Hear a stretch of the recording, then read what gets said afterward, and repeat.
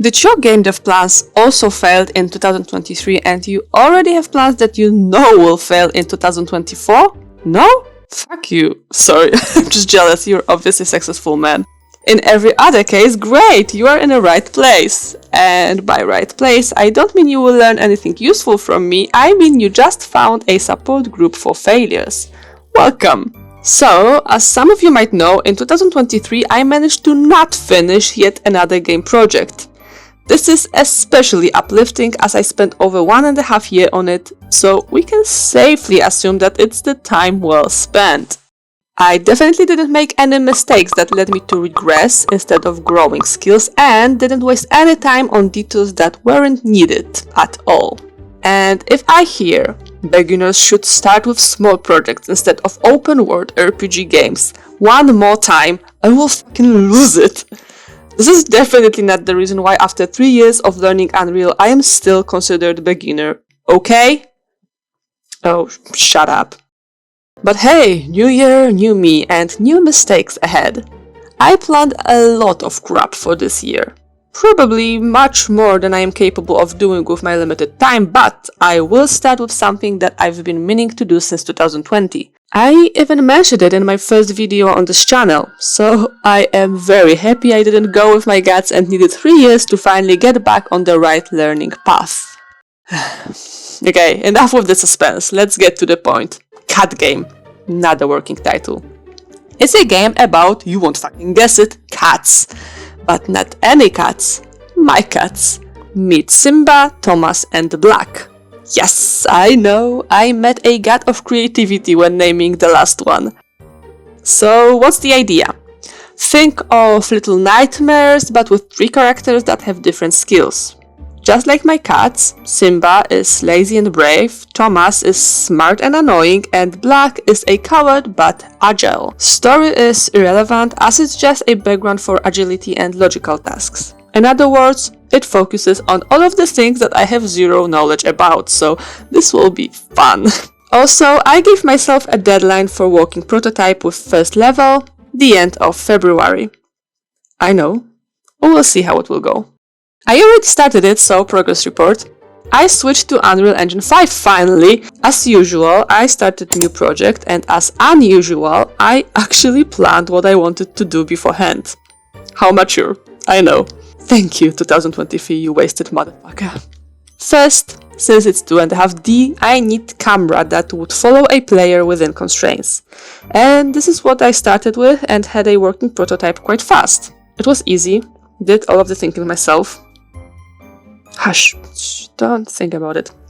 Secondly, I needed 3 cats characters with different skills, so basically one class with 3 slightly different children. I could have just go with simple box, but I decided to model a blocky cat and created 0 animations. After all, if the game feel will be acceptable without animations, it will be very good once I finally add them. I hope. Besides, graphics, modeling and animations are not my focus now. I learned my lesson in 2023. Gameplay goes first, thank you very much. Thirdly, I needed a player controller to switch between those 3 characters and an AI controller that will possess and control the cats that player don't use. Yes, I want all 3 characters to be on a level at all times. It will work. Trust me. The problem with a cat is that it's not, well, human. And Unreal Engine doesn't like non-humanoid characters. There's a huge rage about it online. Standard character, actor, and movement controller just don't work well, and most of people say I should just write my own character and movement controller. No one is nice enough, though, to share their solutions and let me steal from them.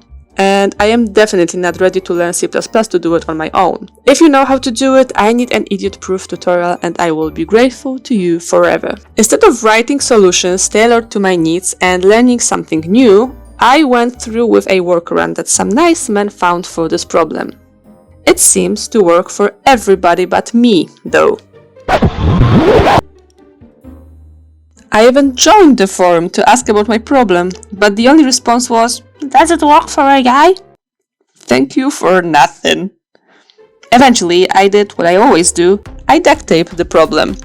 I figured that I slide because the movement doesn't switch from falling to walking for whatever reason, and if I keep falling instead of landing, I just need to force it to switch. So I enable tick while I jump, and when I'm close to the ground, I switch to walking mode. Surprisingly, it works. It's so weird to say it, I really can share such a phrase here. But it does work, so let's just ignore it and move on. Next, I need a test level that will also serve as tutorial level for players. I prototyped the level, which is something I have never done before. I never bothered to actually make sure that my level has a good feel before finalizing it. None of my games felt good or got finished. Coincidence? Yes! This is what makes me a good game developer, and my advices are priceless. This level will be a garden in the future, but for now it's just a playground for me. Anyway, I didn't obviously finish it, but it's because, as hard as it is to admit, people are actually correct to prototype the level first. I found and duct taped so many problems with camera and AI controller, or even just the level itself, that I couldn't possibly do that otherwise. Also, remember when I was so proud that I fixed the sliding problem? This level proved me fucking wrong, and honestly, I don't think I should be dwelling any deeper into my solution. Sure, it fixes most of the cases, but the problem is still there, which means I will either have to learn C++ and write my own character and movement controller, or go to the second Google page to look for the ready solution. We will see next month what I will choose. A lot of small things got done as well. I added option for my AI controller cats to jump, which works flawlessly, and some physical objects that call an event when they hit something with enough force, as I will need it later. As a cherry on the top, I placeholdered a friendly AI which doesn't do anything yet, but it does govern a key to garden gate and makes my cats scared when friendly AI approaches them. And when we are on a governed key topic, I also made it an attachable item that cats can carry. And oh man, was that a blast. I couldn't figure out the right setting for this attaching key to cat.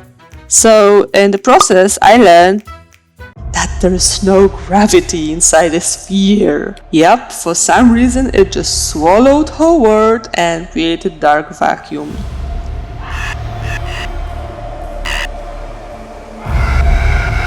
It even threw camera away, and now we are floating. It's embarrassing how much time I needed to finally attach it, and then generally make it walk.